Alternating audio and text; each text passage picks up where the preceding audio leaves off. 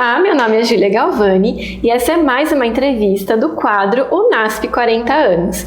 Hoje nós temos o prazer de receber o engenheiro Armando Celi Filho. Armando, muito obrigada por ter aceito o nosso convite. Okay. Então, o Armando, ele esteve envolvido em muitos dos projetos aqui no início do UNASP e também em outros locais na obra da igreja. E hoje a gente vai conhecer um pouquinho mais da história dele. Então, eu queria começar perguntando um pouquinho das suas origens. Onde e quando o senhor nasceu? Quem foram seus pais? Ok. Bom, então meu nome já foi dito. Eu sou engenheiro eletricista e segurança. Sou originário de São Carlos, no estado de São Paulo, aqui no interior. De família terceira geração adventista. Meu avô foi um dos pioneiros da Igreja Central de São Carlos, ali no interior. Frequentei então essa igreja, estudei na escola primária adventista Dom Pedro II, que era uma escola que só tinha da primeira à quarta série à época. Então, na minha vida acadêmica, eu só tive a oportunidade de estudar em escola adventista da primeira à quarta série. Um detalhe, eu frequentava a mesma sala os 7 dias da semana. Eu frequentava de segunda a sexta a sala de aula, que era a única sala que comportava um número maior de crianças. E então nós tínhamos aula no período da manhã, terceira e quarta série, e no período da tarde, primeira e segunda série. Sempre as séries na mesma sala, uma única professora, Dona Judite Ferraz Correia, que é uma memória fantástica, uma mulher muito cristã e de origem assim muito, vamos dizer, institucional também. Tá? E ela conseguia prender a atenção dos alunos de duas séries na mesma classe. Então nós tínhamos duas lousas, uma lousa à frente, uma lousa lateral. Enquanto ela passava a lição para uma classe, a outra ficava em silêncio aguardando e assim. Então nós somos de São Carlos, a minha oportunidade. Depois fui estudar em outras escolas e tal, e acabei me formando em dezembro de 80. Começamos a trabalhar no início de 81, e aí nós fomos, uma primeira oportunidade que eu tive de trabalho na área de engenharia elétrica foi a construção da Casa Publicadora Brasileira em Tatuí. Nós chegamos também em 82, 83 na casa lá em Tatuí, onde estava apenas começando a terraplanagem, ou seja, a limpeza do terreno, e fomos responsáveis pelos projetos e instalações elétricas e hidráulicas da Casa Publicadora desde o seu início até a inauguração. O presidente da Conferência Geral que esteve aqui na inauguração, pastor Neil Wilson, pai do atual presidente da Conferência Geral, pastor Ted Wilson, e então foi a primeira etapa da Casa Publicadora. E depois a gente continuou, até hoje ainda presto algum serviço para a Casa Publicadora em termos de renovação, de geradores, de corpo de bombeiros e tudo mais, tá?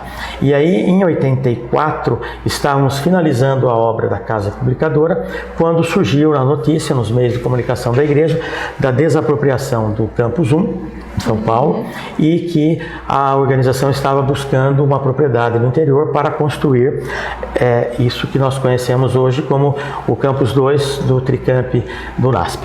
E então eu, claro, tinha todo o interesse profissional e de prestar serviços, então eu busquei várias alternativas para conseguir ser contratado e prestar os meus serviços aqui. Foi quando eu procurei o Dr. Valdemar Venzio, que é um casal de engenheiros e arquitetos, o Dr. Valdemar Venzio, engenheiro civil, e a doutora Silvia Venzio, que é arquiteta e urbanista, que foram os responsáveis pelo projeto que efetivamente foi executado. Estamos comemorando agora essa data festiva para esta instituição.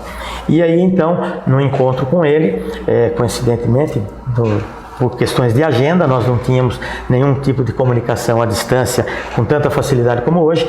Eu acabei me oferecendo a fazer uma viagem com ele de Hortolândia ao aeroporto de Cumbica para podermos conversar, porque as agendas não batiam, nem a dele nem a minha. E então nós nos conhecemos, ele me apresentou para o pastor Arthur Dasso, e o pastor Milton Souza, que era o administrador aqui das construções. E aí fomos contratados e eu trabalhava aqui de segundas e quartas-feiras. A nossa base profissional sempre foi São Paulo, então eu vinha na segunda-feira de madrugada, literalmente, 7 horas da manhã nós já estávamos na obra, fazendo o culto e começando os trabalhos, e voltava à tardezinha, à noite para São Paulo, e voltava na quarta-feira aqui. Foi o mesmo critério que eu usei para Tatuí, na Casa Publicadora. As distâncias eram mais ou menos próximas, e estradas boas, então dava para a gente fazer esse tipo de coisa. Então aí nós começamos em setembro de 85. Como era o campus quando o senhor chegou aqui? O que tinha aqui nesse ambiente? Eu vou dizer laranja, laranja e mais laranja. Ou seja, aqui é uma região que sempre foi de plantações cítricas, então era muito rica em laranjas. Então quando a gente chegava aqui no que hoje é o campus, era uma grande fazenda, originalmente chamada de Lagoa Bonita, que é o que dá o nome ao bairro. Nós entrávamos por essa estrada vicinal asfaltada hoje, mas era literalmente uma estrada de terra, uma estrada de fazenda mesmo, tá certo? Quando nós chegávamos onde hoje é a recepção, a portaria do campus, nós temos uma construção do lado esquerdo, onde era o prédio administrativo que já existia ali. E aí nós subíamos pela Alameda dos Abacateiros, que é um pouco mais à frente. Nós subíamos pela Alameda dos Abacateiros, que também era uma estradinha de terra interna da fazenda, e chegávamos no que hoje tem aquela pequena capela, que já era uma capela existente da fazenda original, e uma casa de tijolinho à vista com varanda. Era a sede da fazenda, que funcionava o escritório de engenharia, onde o engenheiro Elias Visotto estava, porque o Elias Visotto era o nosso engenheiro residente e coordenador das obras, engenheiro civil, e ele já estava aí desde 84, então ele estava aí um ano antes que eu, aproximadamente, e ele que coordenava isso aqui. Mas o que interessa é que esse campus, todos os lugares em que se caminha hoje sendo o campus universitário, na realidade era um grande campo de trigo. Aqui já haviam retirado as laranjas e naquele ano eles plantaram trigo.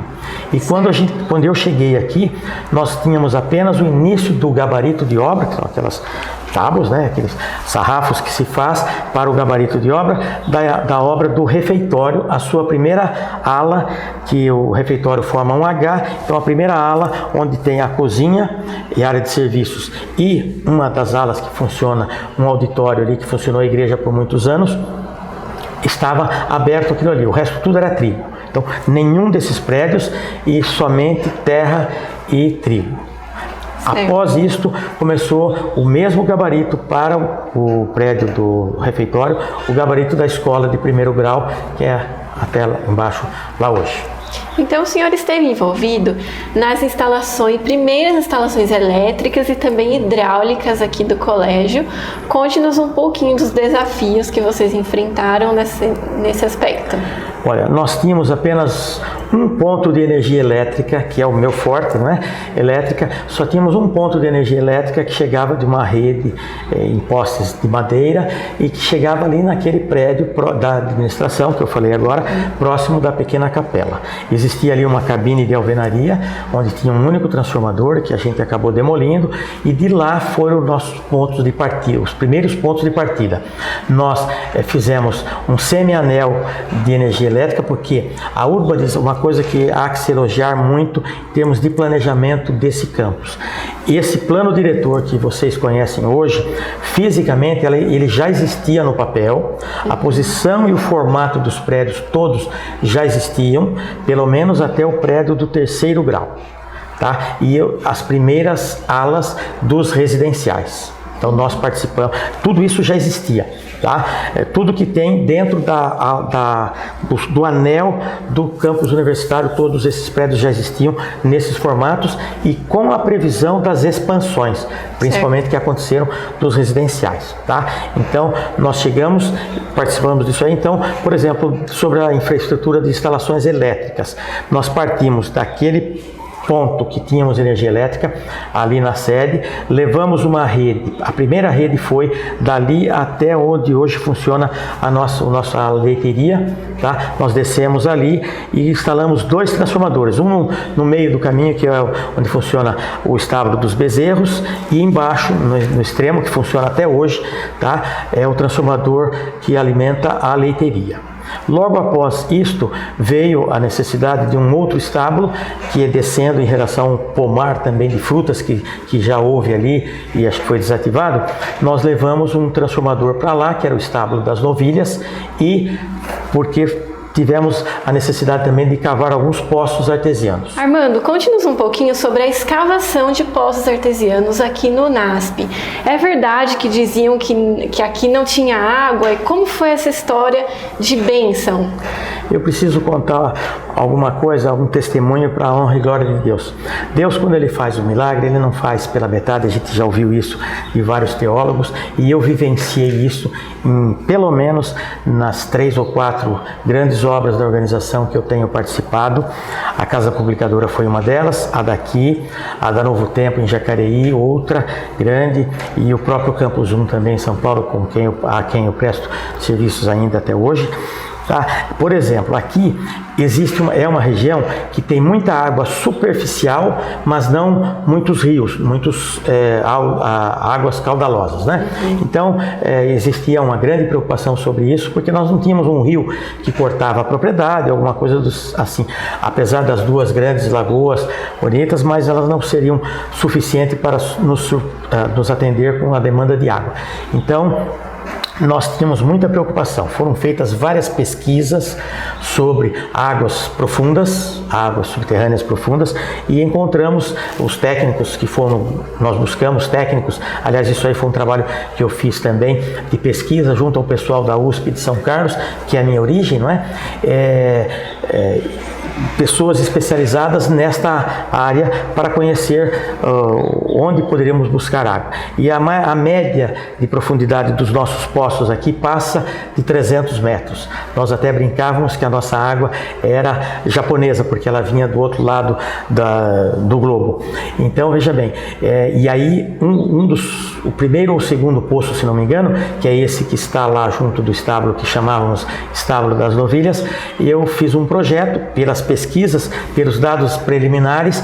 A ideia era que esse poço teria uma certa profundidade e um volume de água a produzir que dava a característica da bomba elétrica que impulsionaria essa água para cima. E então eu fiz o dimensionamento do transformador elétrico e a rede para aquela capacidade de motor. Quando eu estava viajando de volta para São Paulo, no final de dia, o pessoal da empresa estava ainda trabalhando, e quando chegaram, realmente eles romperam a última rocha e encontraram a água. A vazão de água de produção foi no mínimo o triplo do que se pensava. Aí o pastor Milton Souza me liga, eu estava na estrada, e ele me diz: Armando, temos 2 notícias, uma boa e uma ruim, você precisa modificar o seu projeto. Aí literalmente eu tive que triplicar a capacidade da potência do transformador para que ele suportasse a capacidade da bomba, que iria impulsionar para nós o triplo da água que estava prevista, e vários outros poços que foram furados. Todos eles surpreenderam na capacidade de produção de água, que é apesar de ser extremamente profundo, o que nos dá uma qualidade de água cada vez melhor, tá certo? Em termos de contaminação nenhuma, nada. E enfim, são poços de extrema capacidade de produção de água. Amém, que Deus seja louvado por essa história.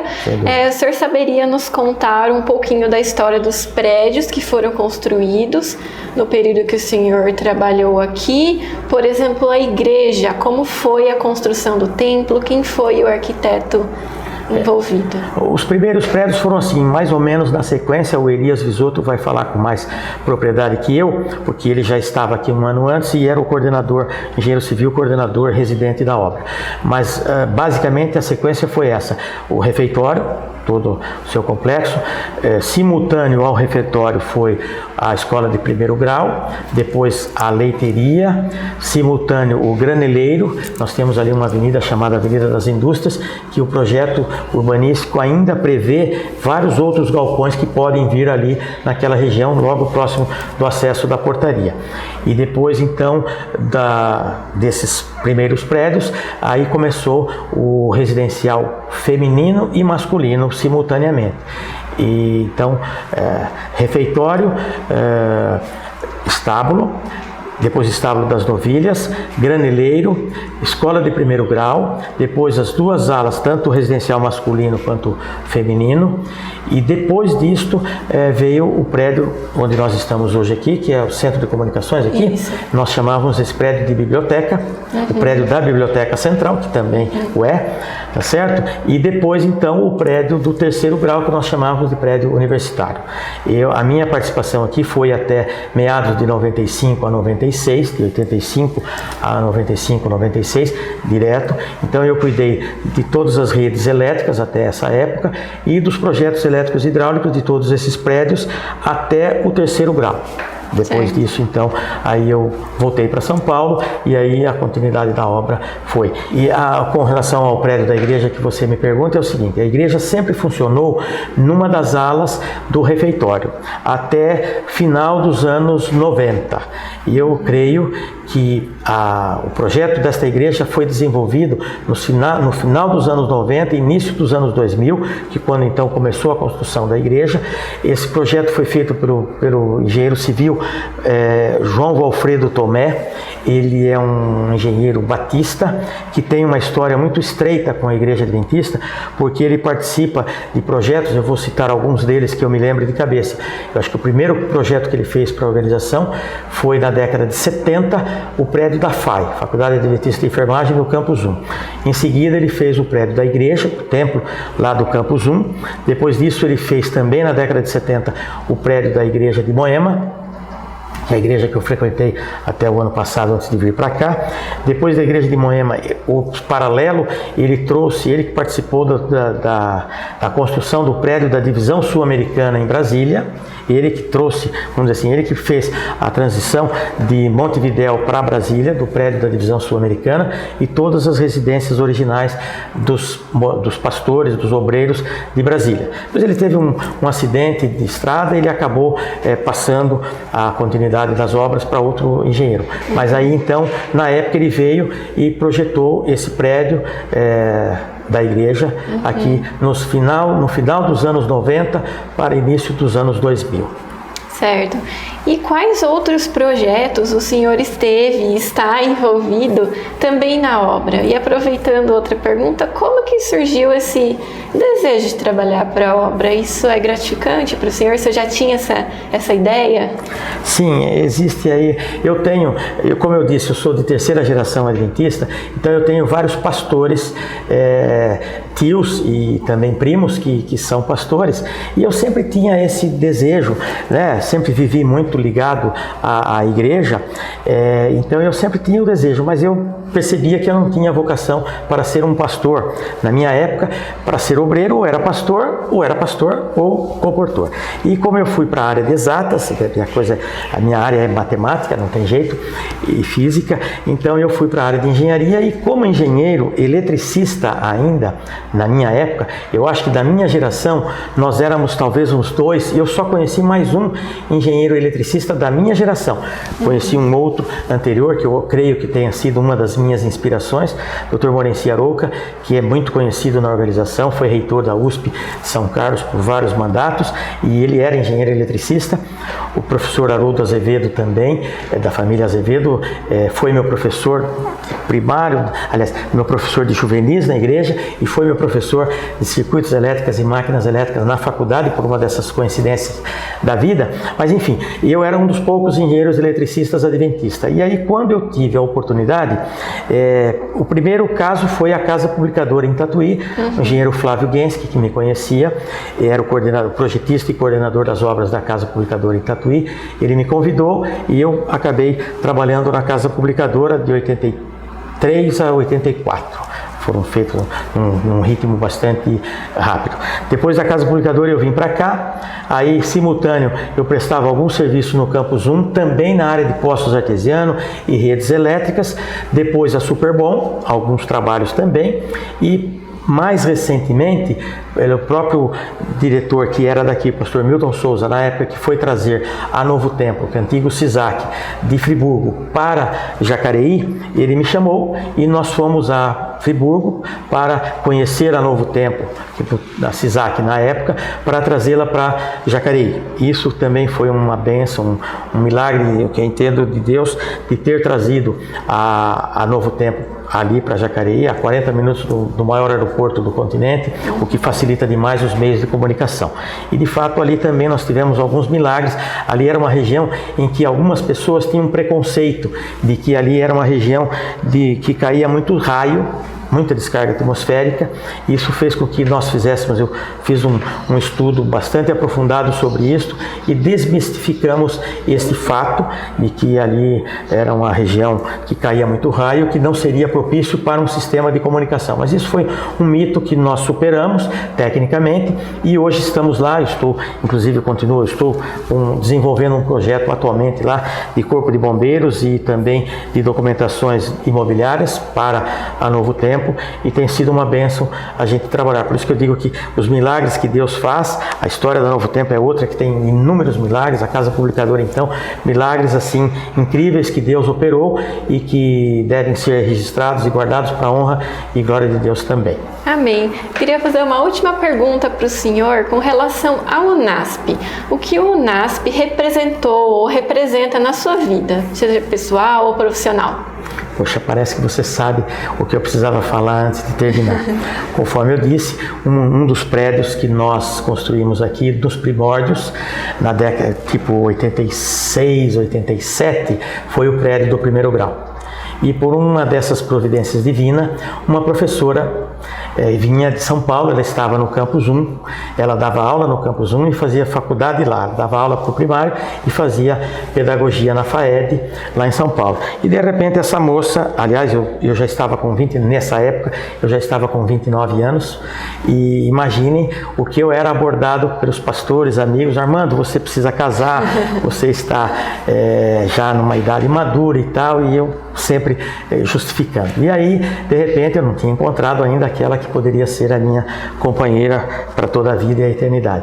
E aí, então, neste momento, veio para cá, inexplicavelmente, veio para cá uma moça de seus 22 anos, 23 anos aproximadamente, veio dar aula aqui. E por uma providência divina a gente acabou se conhecendo, uma providência mesmo, porque eu só vinha para cá de segundas e quartas. E quando que eu ia encontrar uma professora dentro da sala de aula? Eu estava nas obras. O nome dela? O nome dela é Vera, é a minha esposa, mãe das minhas duas filhas. E nós nos conhecemos aqui no final de semana e acabamos namorando. Nós começamos a namorar em março, namoramos 8 meses, 23 dias, 43 horas, 15 segundos e alguns milésimos, e nos casamos em dezembro de 88. O pastor Walter Boger foi o oficiante do nosso casamento, o pastor Milton Souza e a Miriam foram nossos padrinhos de casamento, e vários outros aqui também estiveram conosco. Nós nos casamos no NASP em dezembro de 88. Então, nós estamos fazendo nesse ano 35 anos de casado, então faz parte da história. Uma coisa muito importante, de fato, que aconteceu aqui foi conhecer a minha esposa e então, em função disso, temos as nossas duas filhas. A minha filha primogênita, Amanda, ela é arquiteta e mestra em arquitetura e história da arte pela Unicamp, aqui próximo, e mora em Jaguariúna, onde o marido dela estuda, trabalha numa instituição financeira. E a caçula é médica, formada pela Universidade do Del Plata, na Argentina, e ela é casada com um médico também, neurocirurgião, e os dois fazem residência médica na cidade de Curitiba. A minha filha na área de cirurgia geral e ele na área de neurocirurgia em Curitiba. Certo, então o NASP representou muita coisa para o senhor. Muita coisa, e de fato eu louvo a Deus pela oportunidade que Ele me deu e tem me dado ainda de participar de construções, porque, por exemplo, na minha área, o que eu posso fazer? Construção. Tá? Outra coisa também são esses condomínios, por exemplo, o Lagoa Bonita e o dos Pássaros, Recanto dos Pássaros, foram 2 condomínios que nós construímos também à época, junto com o prédio da União e as residências originais também aqui na região. Foram coisas que a gente fez aqui também. Certo. Ok? Queria muito agradecer ao senhor ter contado um pouquinho da sua história aqui, né, dos primórdios do NASP. Infelizmente, o nosso tempo é curto, poderíamos conversar ainda mais. Mas muito obrigada, Armando, e desejo que Deus continue te abençoando com seus talentos para continuar servindo a obra de Deus. Ok, eu louvo a Deus porque Ele, mesmo com as minhas limitações, que todo ser humano tem, Ele tem me dado a oportunidade, e eu louvo a Deus pelas oportunidades que Ele tem me dado, tanto na minha vida secular, profissional, como também na participação de projetos e obras na organização. Deus seja louvado e que de fato tudo isto possa resultar na brevidade da volta de Cristo a esta terra. Amém. Obrigado.